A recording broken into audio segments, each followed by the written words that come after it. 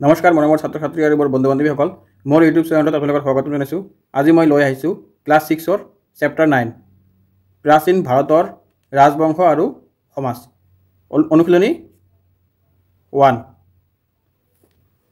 ছাত্ৰ ছাত্ৰীসকল, ভিডিঅ'টো স্কিপ নকৰাকৈ গোটেইখিনি ভিডিঅ' চাব। ইয়াতে পাঠ ভিত্তিক গোটেইখিনি কুৱেশ্যন দিয়া আছে আৰু এক্সট্ৰা কিছুমান কুৱেশ্যন দিয়া আছে। ইয়াৰ পৰাই তোমালোকৰ পৰীক্ষাত বহু কমন পৰিব। প্ৰথমতে আছে ইয়াত 1 নম্বৰত তলত দিয়া প্ৰশ্নসমূহৰ উত্তৰ লিখা। ক নম্বৰটো হ'ল মৌৰ্য বংশৰ প্ৰতিষ্ঠাপক কোন আছিল? উত্তৰ মৌৰ্য বংশৰ প্ৰতিষ্ঠাপক চন্দ্ৰগুপ্ত মৌৰ্য আছিল। খ নম্বৰত দিয়া আছে অৰ্থশাস্ত্ৰ গ্ৰন্থখনৰ লেখক কোন? অৰ্থশাস্ত্ৰ এখন গ্ৰন্থ, এই গ্ৰন্থখনৰ লেখক কোন কৈছে ইয়াকে বুজাইছে। উত্তৰ অৰ্থশাস্ত্ৰ গ্ৰন্থখনৰ লেখক হ'ল চাণক্য বা কৌটিল্য। এইটো বহুত ইম্পৰ্টেণ্ট হয়, ছাত্ৰ ছাত্ৰীক তোমালোকে ভালকৈ পঢ়ি ল'বা। এইটো গোটেই কিবা এক্সামতে বহুত কামত লাগে। 1 মাৰ্কৰ কাৰণে এই ভালকৈ পঢ়িবা। তাৰপিছত বৰ্তমান ভাৰতৰ কোন অঞ্চলত মৌৰ্যসকলৰ ৰজা অৱস্থিত আছিল? এইটো কুৱেশ্যনত এইটোৱে বুজাইছে যে বৰ্তমান সময়ত কোনটো অঞ্চলত মানে আগতে মৌৰ্যসকলে ৰাজত্ব কৰিছিল। ইয়াৰ এনচাৰটো হ'ব মৌৰ্যসকলৰ ৰাজ্য বৰ্তমান ভাৰতৰ বিহাৰ, অন্ধ্ৰপ্ৰদেশ, উৰিষ্যা আৰু পশ্চিমবংগ অঞ্চলত বিস্তৃত আছে। তাৰপিছত ঘ নম্বৰটো হ'ল মৌৰ্য ৰজাসকলৰ ভিতৰত কাক শ্ৰেষ্ঠ ৰজা বুলি জনা যায়? মৌৰ্য ৰজাসকলৰ ভিতৰত উত্তৰটো হ'ল মৌৰ্য ৰজাসকলৰ ভিতৰত অশোকক শ্ৰেষ্ঠ ৰজা বুলি জনা যায়। তাৰপিছত 9 নম্বৰটো হ'ল শৃংগ বংশৰ প্ৰতিষ্ঠাপক কোন? উত্তৰ শৃংগ বংশৰ প্ৰতিষ্ঠাপক আছিল পুষ্যমিত্ৰা শৃংগ। তাৰপিছত 6 নম্বৰটো আছে ইয়াত পুষ্যমিত্ৰ শুংগ কোনটো বৰ্ণৰ লোক আছিল? পুষ্যমিত্ৰ শৃংগ ব্ৰাহ্মণ বৰ্ণৰ লোক আছিল। 6 নম্বৰ গুপ্ত বংশৰ প্ৰতিষ্ঠাপক কোন আছিল? উত্তৰ গুপ্ত বংশৰ প্ৰতিষ্ঠাপক শ্ৰীগুপ্ত। এইটো বহুত ইম্পৰ্টেণ্ট হয়, 1 নম্বৰ আহি থাকে, এইটো তোমালোকে ভালকৈ পঢ়িবা। তাৰপিছত বৰ্গীয় নম্বৰ হ'ল মৌৰ্যসকলৰ সময়ত উচ্চ পদবীধাৰী বিষয়াসকলক কি বুলি জনা গৈছিল? মৌৰ্য ৰাজত্বকালত উচ্চ পদবীধাৰী যিবিলাক লোক আছিল সেইবিলাকক সেই সময়ত কি বুলি কৈছিল? উত্তৰ দিয়া আছে ইয়াত মৌৰ্যসকলৰ সময়ত উচ্চ পদবীধাৰী বিষয়াসকলক অমাত্য বুলি জনা গৈছিল। তাৰপিছত 6 নম্বৰ হ'ল অশোকৰ শাসনকালত উচ্চ পদবীধাৰী বিষয়াসকলক কি বুলি কোৱা হৈছিল? উত্তৰ আছে ইয়াত অশোকৰ সময়ত তেনে বিষয়াসকলক ধৰ্মম বা সামাত্ৰা বুলি কোৱা হৈছিল। তাৰপিছত 9 নম্বৰটো হ'ল অধ্যক্ষ বোলা বিষয়াসকলৰ দায়িত্ব কি আছিল? উত্তৰ আছে ইয়াত অধ্যক্ষ বোলা বিষয়াসকলৰ দায়িত্ব আছিল বিভিন্ন বিভাগত তত্ত্বাৱধান কৰা। 10 নম্বৰটো হ'ল মৌৰ্যসকলৰ সময়ৰ প্ৰধান বৰ্ণকেইটা কি আছিল? উত্তৰ মৌৰ্যসকলৰ সময়ত 4টা প্ৰধান বৰ্ণ আছিল ব্ৰাহ্মণ, ক্ষত্ৰিয়, বৈশ্য আৰু শূদ্ৰ। ব্ৰাহ্মণ, এইটো হ'ল ব্ৰাহ্মণ। 6 নম্বৰ গুপ্ত বংশৰ শ্ৰেষ্ঠ ৰজাজন কোন আছিল? উত্তৰ গুপ্ত বংশৰ শ্ৰেষ্ঠ ৰজা আছিল চন্দ্ৰগুপ্ত দ্বিতীয়। এইটো খুবেই ইম্পৰ্টেণ্ট। এতিয়া আহিল আমাৰ অনুশীলনী 2। অনুশীলনী 2 দিয়া আছে তলত দিয়া প্ৰশ্নবোৰৰ উত্তৰ লিখা। ক নম্বৰ আছে মৌৰ্য বংশৰ সমসাময়িক দক্ষিণ ভাৰতৰ ৰাজবংশৰ 3টা নাম লিখা।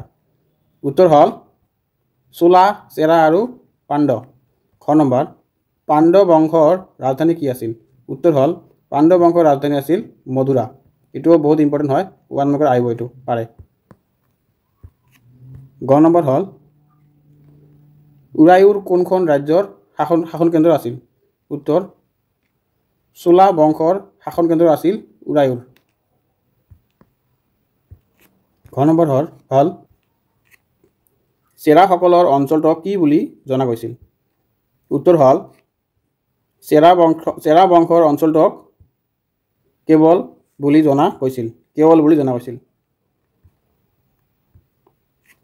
9 নম্বৰ হ'ল কাক অন্ধ বুলি জনা গৈছিল? উত্তৰ অন্ধ্ৰক বংশক অন্ধ বুলি জনা গৈছিল। 6 নম্বৰটো হ'ল ইয়াত চালুক্য বংশৰ প্ৰতিষ্ঠাপক কোন আছিল? উত্তৰ চালুক্য বংশৰ প্ৰতিষ্ঠাপক আছিল পুলকেশিন প্ৰথম আছিল চালুক্য বংশৰ প্ৰতিষ্ঠাপক। তাৰপিছত 6 নম্বৰ আছে ইয়াত পল্লৱ বংশৰ প্ৰথম ৰজা কোন আছিল? উত্তৰ পল্লৱ বংশৰ প্ৰথম ৰজা আছিল সীমা বিষ্ণু। বৰ্গীয় নম্বৰ হ'ল ইয়াত কাঞ্চীপুৰম কাৰ ৰাজধানী আছিল? উত্তৰ কাঞ্চীপুৰম আছিল পল্লৱ বংশৰ ৰাজধানী। তাৰপিছত 6 নম্বৰ আছিল দক্ষিণ ভাৰতৰ লোকসকলৰ প্ৰথম বৃত্তি কি আছিল? উত্তৰ আছে ইয়াত দক্ষিণ ভাৰতৰ লোকসকলৰ প্ৰথম বৃত্তি আছিল কৃষিকাৰ্য আৰু সাগৰৰ বাণিজ্য। তাৰপিছত আমাৰ অনুশীলনী 3 দিয়া আছে তলত দিয়া প্ৰশ্নবোৰৰ উত্তৰ লিখা। ক নম্বৰত দিয়া আছে প্ৰাচীন কামৰূপৰ প্ৰথমটো ঐতিহাসিক বংশৰ নাম কি? প্ৰাচীন কামৰূপৰ প্ৰথমটো ঐতিহাসিক বংশৰ নাম আছিল ইয়াত উত্তৰ প্ৰাচীন কামৰূপৰ প্ৰথমটো ঐতিহাসিক বংশ আছিল বৰ্মন বংশ। এই বংশই খ্ৰীষ্টাব্দৰ 4ৰ্থ শতিকাত কামৰূপ ৰাজ্যত শাসন কৰিছিল। খ নম্বৰটো আছে ইয়াত কোনজন কামৰূপৰ ৰজাই ভাস্কৰাব্দ নামৰ নতুন চন প্ৰৱৰ্তন কৰিছিল? এইটো খুবেই ইম্পৰ্টেণ্ট কুৱেশ্যন, ছাত্ৰ ছাত্ৰীসকলে যদি ভালকৈ পঢ়ি ল'ব এইটো ৱাৰ্ড মাৰ্কত আহিব। উত্তৰটো হ'ল কামৰূপৰ ভাস্কৰ বৰ্মন ৰজাই ভাস্কৰাব্দৰ নামৰ নতুন চনৰ প্ৰৱৰ্তন কৰিছিল। তাৰপিছত আছে আমাৰ গ নম্বৰ বৰ্মন বংশৰ শ্ৰেষ্ঠ ৰজাৰ কোন আছিল? উত্তৰ হ'ল বৰ্মন বংশৰ শ্ৰেষ্ঠ ৰজা আছিল ভাস্কৰ বৰ্মন। ভাস্কৰ বৰ্মনেই বৰ্মন বংশৰ শ্ৰেষ্ঠ ৰজা বুলি ক'ব পাৰি। তাৰপিছত আছে ঘ নম্বৰ চীনা পৰিব্ৰাজক হিউৱেন চাং কামৰূপলৈ কেতিয়া আহিছিল? চীনা পৰিব্ৰাজক হিউৱেন চাঙে কামৰূপলৈ 7ম শতিকাত আহিছিল। নম্বৰ বিষয় বুলিলে কি বুজা? উত্তৰ হ'ল ইয়াত বিষয় বুলিলে ৰজাৰ অধীনত থকা উচ্চ পদবীধাৰী কৰ্মচাৰীক বুজোৱা হয়। ৰজাৰ অধীনত যিবিলাক উচ্চ পদবীধাৰী কৰ্মচাৰী আছিল সেইবিলাকক বিষয় বুলি ক'ব পাৰি।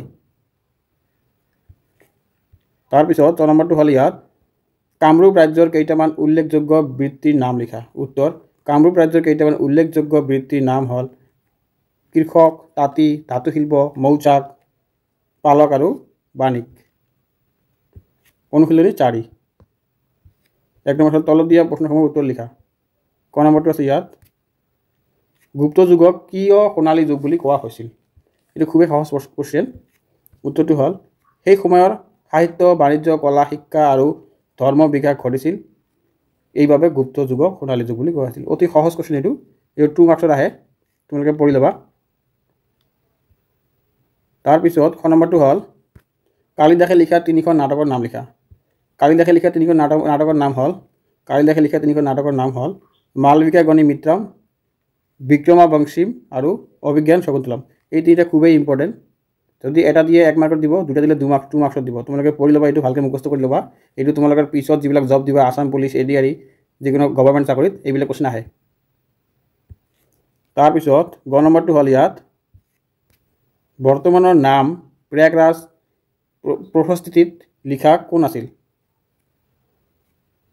উত্তৰ বৰ্তমানৰ নাম প্ৰয়াগৰাজ প্ৰশস্তিৰ লেখক হৰিসেন আছিল। তাৰপিছত ঘ নম্বৰটো হ'ল ইয়াত দ্বিতীয় চন্দ্ৰগুপ্ত সভাসদ অমৰ সিংহই ৰচনা কৰা অভিধানখনৰ নাম কি? দ্বিতীয় চন্দ্ৰগুপ্তৰ সভাসদ অমৰ সিংহই ৰচনা কৰা অভিধানখনৰ নাম হ'ল অমৰ কোষ। এইটোতো সোনকালে মনত থাকিব। অমৰ সিংহই ৰচনা কৰা অভিধানখনৰ নাম হ'ল এইটো অমৰ কোষ। ইয়াতো অমৰ আছে, ইয়াতো অমৰ আছে। তাৰপিছত আছে আমাৰ নম্বৰ দক্ষিণ ভাৰতত কি ভাষাত নাটক কবিতা ৰচনা কৰা হৈছিল? উত্তৰ আছে ইয়াত দক্ষিণ ভাৰতত তামিল, তেলেগু, কন্নড় ভাষাত নাটক কবিতা আদি ৰচনা কৰা হৈছিল।